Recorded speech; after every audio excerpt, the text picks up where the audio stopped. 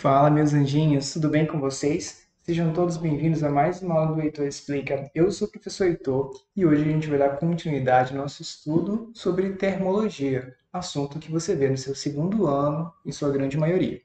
Hoje a gente vai iniciar o estudo da calorimetria. Nas aulas anteriores, a gente entendeu o que era a temperatura, fizemos uma breve introdução sobre calor, não é isso? Discutimos as formas de propagação de calor e hoje a gente nós iremos nos aprofundar mais nesses conceitos. Então, eu vou primeiramente relembrar com você o que é calor. A gente já viu que calor é a energia térmica em trânsito que sai do corpo de maior temperatura para o de menor temperatura espontaneamente, né? Então, eu já expliquei isso para você, que quando a gente tem corpos de diferentes temperaturas, quando a gente coloca eles em contato, o calor flui, ele é transferido do de maior temperatura para o de menor temperatura, até que eles atingem uma temperatura de equilíbrio, que a gente chama de equilíbrio térmico. Tudo bem? A gente também já viu que o calor é dado em Joule, no Sistema Internacional de Unidades, mas que a gente também encontra ele em caloria. E eu falei para você que uma caloria equivale a 4,2 joules. Bom, relembrando isso aí, hoje a gente vai discutir alguns conceitos a mais sobre o calor. O que o calor provoca? O que o calor pode ocasionar? Bom, já sabemos que o calor é energia em trânsito. Porém, o que o calor pode provocar? Basicamente, o calor pode provocar duas situações. Primeiro, o aumento de temperatura. Quando você coloca uma panela no fogo com água, aqui, por exemplo, se você deixa um certo tempo lá no fogão, a energia que vai sair da chama vai sendo transferida para a panela, que vai sendo transferida para a água, as moléculas vão se agitando, e se elas estão se agitando cada vez mais, a temperatura vai aumentando. Então, a primeira situação é que o calor, a transferência de calor, ela pode provocar o aumento de temperatura. Ponto. Isso tranquilo, professor. Só que uma segunda situação é que se a gente continuar fornecendo energia, as moléculas vão continuar se agitando, se agitando, se agitando, elas vão acabar perdendo a estrutura delas de um estado e acabar colidindo para o outro. Então, olha, aqui eu tenho um cubo de gelo. Se você deixar esse carinha aqui, um copo cheio de gelo exposto ao sol, por exemplo, por muito tempo, quando você voltar daqui a pouco, todo esse gelo que está no estado sólido, ele não vai estar mais nessa forma de cubinho, ele vai ter se transformado todo em líquido. Esse gelo vai derreter. Por que ele derreteu? Porque este copo com gelo está recebendo energia do sol, do ambiente, por exemplo, que tem maior temperatura. Se ele está recebendo mais energia, essas moléculas vão se agitar mais, elas vão acabar perdendo a estrutura de cubinho de gelo, de um estado sólido, e vão acabar migrando para um próximo estado físico, que é o estado líquido. A gente vai já ver com calma cada um desses estados. Então vamos lá, vamos conhecer um pouquinho mais a fundo os estados da matéria. Vou utilizar aqui com vocês agora uma simulação do FET Colorado. Se você quiser ver com mais calma, eu vou deixar na descrição desse vídeo, tudo bem? Então eu estou utilizando aqui uma estrutura bem simples, que é de átomos de neônio, tá bom? Apenas um único átomo, e a junção aqui das suas várias moléculas formando um determinado objeto que está no estado sólido. Então, seria essa a estrutura de algo que está no estado sólido, um cubinho de gelo, por exemplo, como está sendo mostrado aqui no desenho.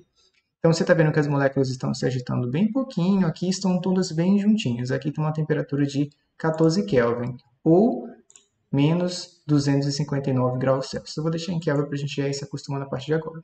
Como é, então, professor, a estrutura de algo que está no estado líquido? É mais ou menos desse jeito aqui.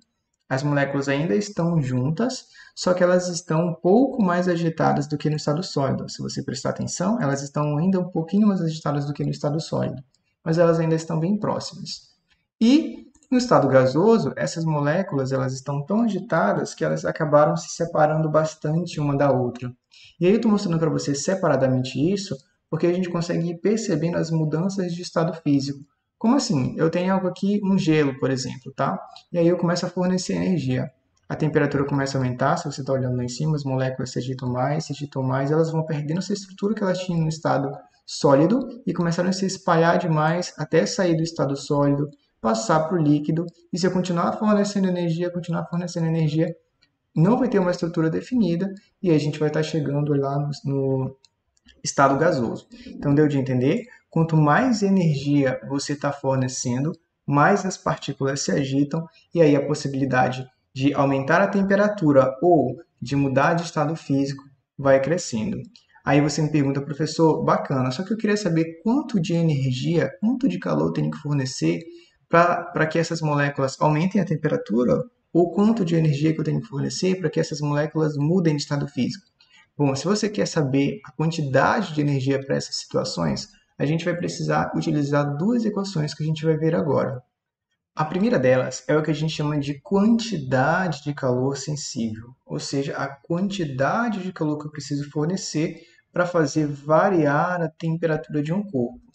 Bom, quando a gente fornece energia, como a gente já viu, para um corpo, as moléculas vão começar a se agitar mais, e quanto mais se agitam, maior vai ficando a sua temperatura. Elas vão ter uma variação na sua temperatura.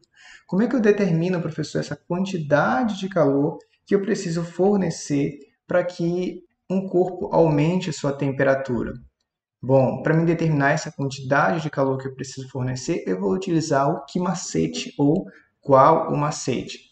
Ou seja, a quantidade de calor que eu preciso fornecer vai depender da massa do corpo, do calor específico do material, que é uma grandeza que a gente já vai se aprofundar, e da variação de temperatura, tá bom? Então, cada material esquenta de uma determinada maneira, como a gente já viu, e essa facilidade de variar a temperatura 1 grau Celsius, quando a gente fornece energia, ela é delimitada pela essa grandeza, esse Czinho minúsculo, chamado calor específico.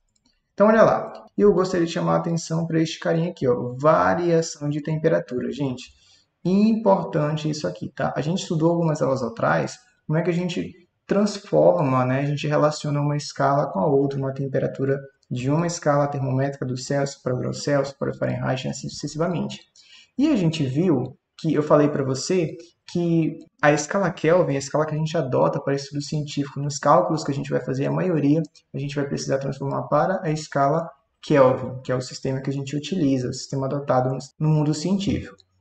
Porém, a gente observou uma situação lá que quando a gente trabalha com variação de temperatura, a variação de temperatura da escala Celsius é igual à da escala Kelvin. Isso quer dizer o seguinte, se ele te der uma variação em Celsius, tanto faz se você transformar para Kelvin ou não, porque a variação vai ser igual.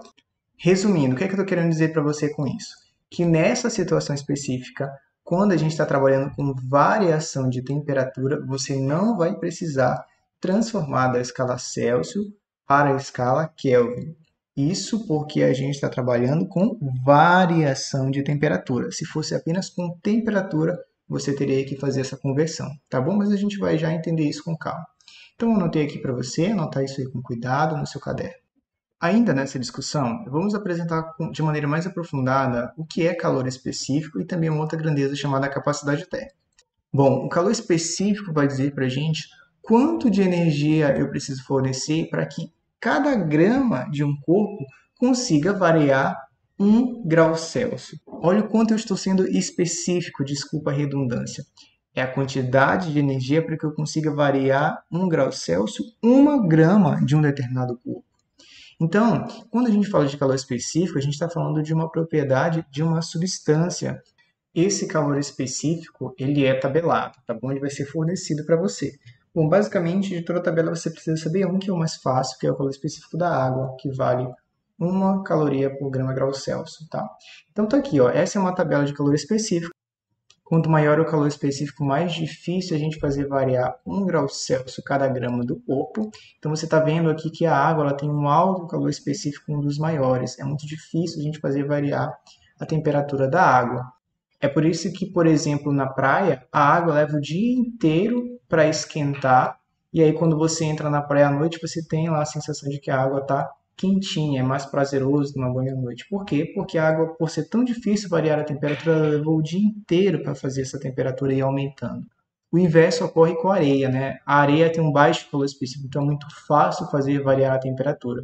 Então é difícil você andar descalço na praia próximo de meio-dia, porque a temperatura da areia vai estar muito alta, bem próximo da temperatura que vai estar o ambiente, porque é fácil ela acompanhar essa variação. Então, olha, quanto maior o calor específico, mais energia eu preciso fornecer para esse cara variar a temperatura, quanto menor o calor específico, menos energia eu preciso fornecer para esse cara variar a temperatura. Então, olha, calor específico é tabelado, como a gente viu, você não precisa se preocupar em decorar estes valores. Porém, existe uma outra grandeza que causa muita confusão nos alunos, que é o conceito de capacidade térmica. Capacidade térmica é a energia para que consiga variar 1 grau Celsius a temperatura do corpo. Então, enquanto o calor específico é para variar 1 grama, a capacidade térmica eu tenho que considerar o corpo por inteiro. Então, uma característica do corpo e não uma propriedade da substância. Como é que eu calculo capacidade térmica, professor? Bom, se é propriedade do corpo inteiro, eu tenho que considerar toda a massa desse corpo e ainda o material que ele é feito, ou seja, o seu calor específico. Então, capacidade térmica é a massa vezes o calor específico.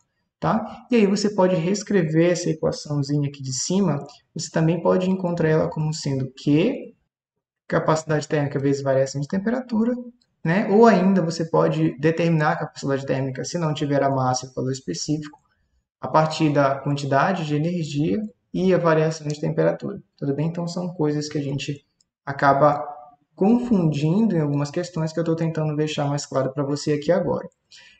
Vamos tentar fazer um exemplozinho só para você ver com calma essa diferença entre calor específico e capacidade térmica. Ter essa noção é muito importante. Então, olha, imagina que eu tenha duas situações aqui, um copo, uma bacia com água bem grande, que eu estou chamando de situação A, e o outro um copo com água. Se eu perguntar para você qual o calor específico nessas duas situações, considerando apenas a água, bom, se é calor específico e nos dois eu tenho água, a substância a água, o calor específico é igual nas duas situações, você concorda? Porque o calor específico da água é uma caloria grama grau Celsius. Então, tanto aqui quanto aqui, o calor específico é o mesmo, a propriedade da substância. Porém, quando eu falo de capacidade térmica, nessas situações a capacidade térmica é igual? Não, não é igual. Por quê, professor? Porque nessa primeira situação na A, gente vai ter uma massa muito maior do que a massa B, da situação B. Consequentemente, a capacidade térmica da situação A vai ser diferente, vai ser maior do que a capacidade térmica no corpo B, porque ele tem uma maior massa, entendido? Então, capacidade térmica é uma propriedade, uma característica do corpo, calor específico, uma propriedade da substância, e ela é tabelada, ela vai ser fornecida para você.